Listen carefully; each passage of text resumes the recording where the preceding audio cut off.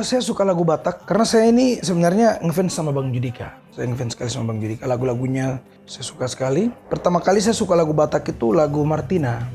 Dan itu saya tahu dari teman saya namanya Tison Situmiang. Dia putar lagunya lalu saya dengar. Kayaknya lagunya mantap. Lalu saya coba tanya judulnya, dia kasih tahu judulnya, lalu saya putar dan saya hafal lagunya. Dari situlah saya mulai suka lagu-lagu Batak.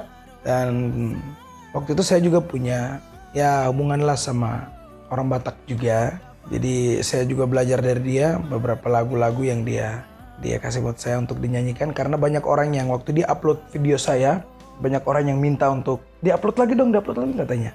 Nah jadi waktu itu saya coba buat beberapa lagu Batak dan karena kalau lagu-lagu Batak itu sebenarnya saya sukanya itu karena mengandung banyak artinya. Kayak cinta kepada orang tua, lalu pesan-pesan orang tua kepada kita kalau kita merantau. Nah, saya lebih tertarik lagu-lagu Batak itu karena itu. Karena kebetulan saya juga sayang orang tua, apalagi ibu. Nah, kayak gitu.